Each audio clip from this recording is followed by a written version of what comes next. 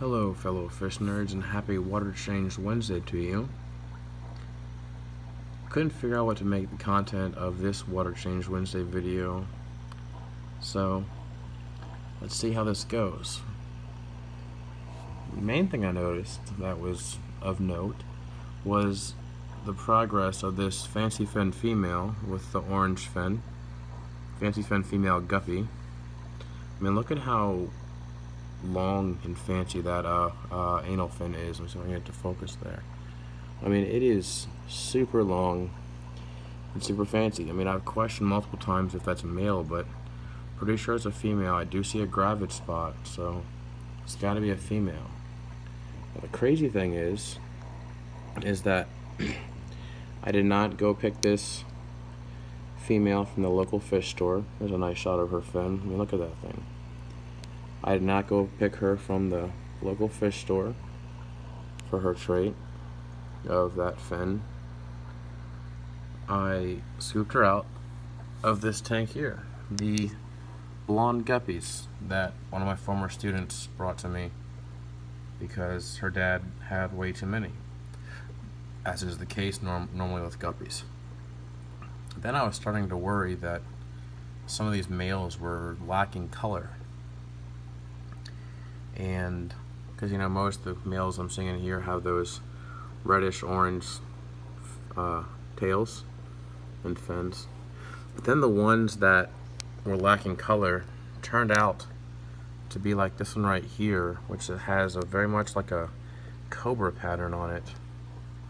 Well, it's really cool. It has a lyre shaped tail, so I'm pretty sure that's still a blonde guppy type right there, because I'm seeing a few of these like this cobra type with the lyre tail, and then a few with the reddish tail and fins in there as well.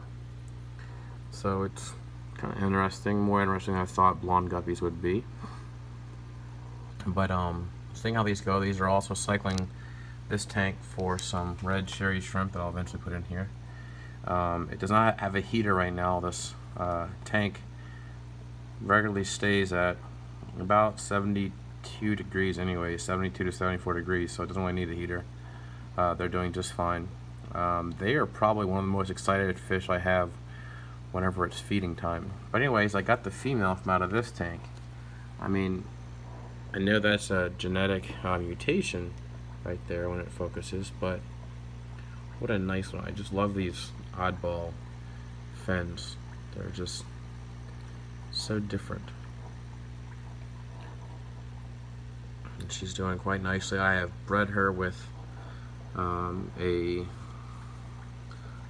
blue lyre tail male guppy. I'm going to see how that comes out. I think that'll be a really, really fancy, crazy fins that comes out.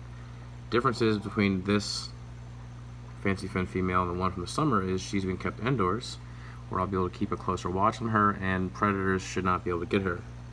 Unless, of course, you include sixth graders, middle schoolers, who like to put their hands in the tank sometimes still.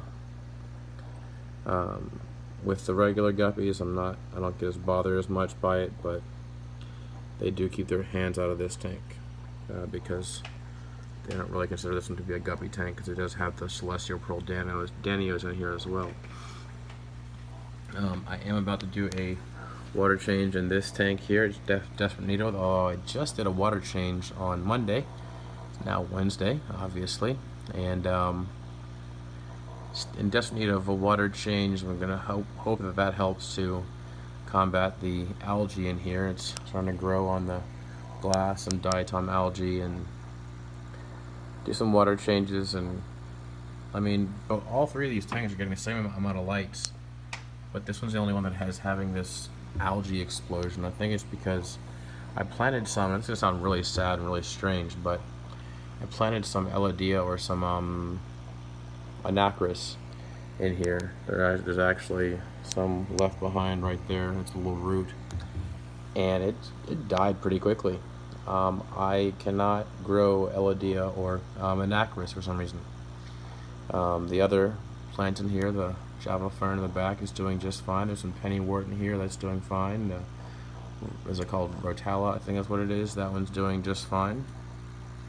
but I cannot grow anacris. There's a small anacris plant right there, but it is sad to look at that one. So definitely time for a water change in this tank right here. Moving on to my guppy and there we go. My guppy and histogramma tank. Get a nice wide angle shot hopefully there of this one. The Apistos are starting to use the caves a little bit just to stake out some territory. They aren't really doing any breeding behaviors just yet. The guppies are definitely doing their job of being ditherfish, and they've been slowly bringing in the Apistos, even the Apistogramma borellis, up to the closer to the surface in the water channel. So they've been doing a pretty good job of that. Obviously, this is my male fish. My male guppies are in here. So the bachelor pad's been taken over by Apistos. As usual, there are some Apistogramma borellis down here by the sponge filter. I will eventually have this tank completely run by the sponge filter only once the hang-on back filter finally gives out. I don't have a lot of faith in it.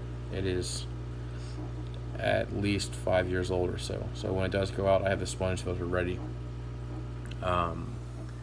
Lots of blonde guppy males in here that I've taken out because I didn't like their markings or didn't like their tail shapes or whatever. So kind of a live cull. They're not being culled, they're just being removed from passing their genes on. But they may be serving a purpose in the future. That guppy in the back there is swimming kind of strangely. That one is one that might need to be culled permanently, because that's, I mean, just a lot of work to be swimming like that. So it's not really good at all. Luckily, it's just males in here, so there's no breeding of the guppies, so they're not going to be doing anything. I do like how active the Apistos, both the Apisto borellis and the Apisto panduros are. This Apisto panduro has been sitting right there, acting pretty strange. It's not really concerning, it's just acting strange. So I'm doing a water change on this tank after I film this video as well. It's time for a water change in basically all my tanks. They're due for one.